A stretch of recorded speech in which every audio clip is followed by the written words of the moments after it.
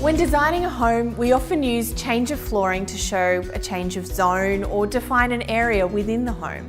For example, here we use the stairs to change the floor from timber to tile as a change of area between the family area and the kids' wing of the house. Then again from tile to carpet for the bedrooms. Now, there are a few things to remember when creating a flooring transition that looks good and flows well.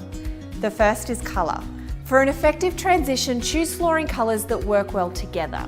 There needs to be an underlying shade to all of the flooring in the house. Maintaining a similar colour tone throughout the home means that the eye won't be immediately drawn to the change. Thresholds are another point to remember. There isn't always an obvious spot where you should have a transition between two floor types. However, doorways or narrow openings from one room to another can make it easier.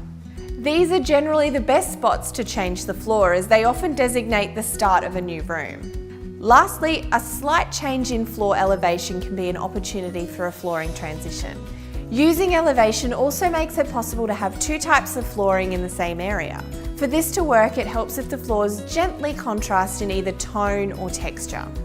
With these points covered, it's also vital to know what to avoid. The first pitfall is high contrasting floors. These should be avoided as much as possible as it goes against our goal of creating a sense of consistency and harmony throughout the home. It can often make spaces feel smaller. The next pitfall to avoid is using too many types of flooring throughout one level of your home. It's nice to keep the flooring consistent and cleaner. Last of all, if possible, transition strips should be avoided so that the material of the floor types butt together seamlessly, reinforcing that sense of cohesiveness and flow. With these tips and tricks, you'll have a beautiful flooring selection in no time.